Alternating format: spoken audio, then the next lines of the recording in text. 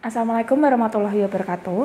Perkenalkan, nama saya Astuti Muska Putri. Di sini izinkan saya untuk mempresentasikan tugas besar TTKI saya dengan judul penilaian ergonomi assessment dengan metode ergonomi checklist di unit produksi PT Sandang Asia Maju Abadi, Kota Semarang.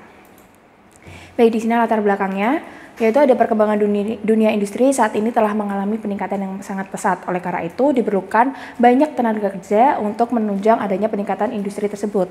Nah, berdasarkan dengan data International Labour Organization atau ILO, tercatat pada tahun 2013, sebanyak 1 pekerja per 15 detiknya meninggal dunia karena kecelakaan kerja, dan 160 di antara pekerja tersebut mengalami sakit akibat kerja. Oleh karena itu, diperlukan adanya upaya untuk meningkatkan keselamatan para pekerja dan melakukan evaluasi ergonomi serta K3. Nah, di sini adalah kondisi dari PT Sandang Asia Maju Abadi sendiri, yaitu berfokus pada unit produksi, yaitu masih terdapat kawasan yang rawan dan beresiko sehingga berpotensi untuk terjadi kecelakaan kerja. Baik, di sini rumusan masalah yang saya ambil, yaitu masalah yang dihadapi adalah lingkungan kerja yang rawan dan berisiko.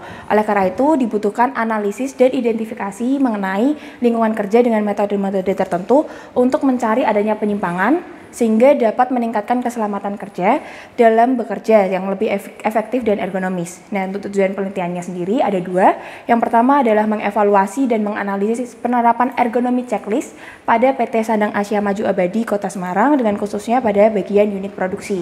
Yang kedua adalah memberikan rekomendasi perbaikan pada aspek yang dinilai masih kurang baik berdasarkan hasil evaluasi yang dilakukan dengan metode ergonomi checklist. Baik, di sini adalah metode penelitiannya. Sebelum itu, ergonomi checklist adalah merupakan daftar inspeksi yang dilakukan untuk meningkatkan mutu pekerjaan, yaitu dapat menanggulangi adanya risiko kerja. Nah, di sini ada studi pendahuluan terlebih dahulu dengan observasi dan wawancara, lalu dilanjutkan dengan studi lapangan serta studi literatur.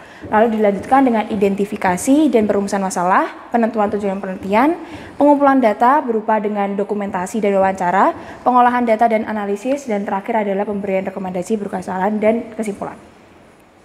Nah, di sini adalah hasil ergonomi checklistnya. Ada 9 aspek yang akan diteliti. Yang pertama adalah penyimpanan dan perangan material dengan subaspek terdapat 17 data. Dengan penilaian 12 adalah dengan nilai yang baik dan 5 tidak baik dan tidak ditemukannya itu berjumlah 0.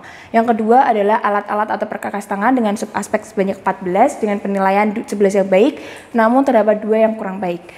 Dan ada yang tidak ditemukan berjumlah 1. Nah, aspek yang ketiga adalah aspek keamanan dan media mesin produksi dengan subaspeknya 19 dengan nilai 13 baik dan 5 yang tidak baik. Selanjutnya adalah penyempurnaan rancangan stasiun kerja dengan subaspek sebanyak 13 dengan penilaian 11 baik. Dan selanjutnya adalah pencahayaan di tempat kerja dengan subaspeknya sebanyak 9 dan dikatakan baik. Dan yang berikutnya adalah ruang kerja dengan subaspek sebanyak 12 dengan penilaian 12 baik dan 1 tidak ditemukan. Yang selanjutnya adalah bahaya-bahaya lingkungan kerja dengan subaspeknya sebanyak 9 dengan indikator 8 itu baik dan 1-nya tidak baik.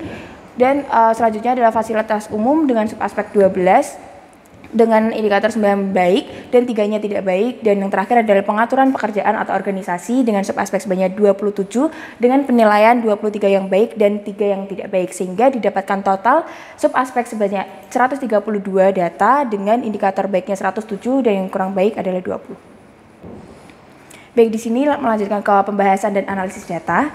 Di sini ada beberapa aspek yang akan saya bahas. Yang pertama adalah aspek alat-alat atau perkakas tangan. Dan di sini adalah menggunakan penyangga tangan bila sedang menggunakan perkakas kerja yang memerlukan akurasi. Nah, di sini kondisi yang ada pada PT Sandang Asia Maju Abadi sendiri yaitu pekerjaan pemotongan dengan menggunakan perkakas kerja, yaitu memerlukan akurasi yang tinggi, sehingga diperlukan adanya penyangga untuk pekerja tersebut sehingga dapat memudahkan dalam bekerja. Nah, sehingga di sini adanya rekomendasi yaitu diperlukan desain tambahan berupa penyangga tangan pada meja kerja tersebut. Selanjutnya adalah aspek keamanan mesin produksi, yaitu memasang alat bantu, pelindung atau penghalang untuk mencegah tangan pekerja bersentuhan langsung dengan mesin. Nah, di sini pada divisi sewing sendiri ini belum ada alat bantu sehingga nantinya akan akan memberikan resiko yang tinggi terhadap pekerja tersebut dapat terluka terkena mesin.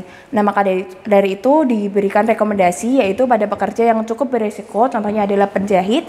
Ini salah satunya terdapat pada divisi sewing diperlukan alat pelindung untuk mencegah tangan pekerja bersentuhan langsung dengan mesin.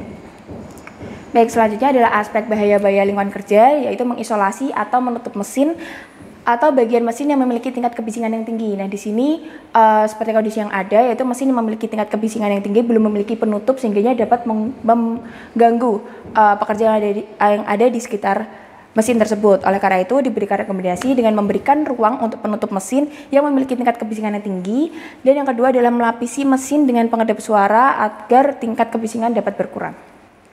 Aspek yang selanjutnya adalah aspek fasilitas umum, yaitu menyediakan tempat yang memadai untuk menyimpan alat-alat pelindung diri. Nah, di sini dapat dilihat belum terdapat tempat yang memadai untuk menyimpan alat-alat pelindung diri. Diperlukan adanya penjaga tempat penyimpan tersebut sehingga dapat memudahkan pekerja sebelum bekerja menggunakan APD. Nah, di sini sebuah rekomendasi yaitu membuat rak ataupun almari sebagai tempat untuk menyimpan alat-alat pelindung diri pekerja tersebut. Baik. Dari beberapa aspek yang telah saya sebutkan tadi dapat diambil kesimpulan yaitu terdapat 107 poin data yang telah dilakukan baik oleh perusahaan PT Sadang Asia Maju Abadi, namun terdapat 20 data yang dinyatakan kurang baik dan perlu adanya rekomendasi perbaikan. Nah, dari 9 aspek yang ada itu terdapat kurang baik 20 termasuk prioritas untuk diperbaiki, meliputi aspek yang pada nomor 1, 10, 12, 14 dan sebagainya. Baik, sekian presentasi dari saya. Mohon maaf jika terdapat kesalahan. Wassalamualaikum warahmatullahi wabarakatuh.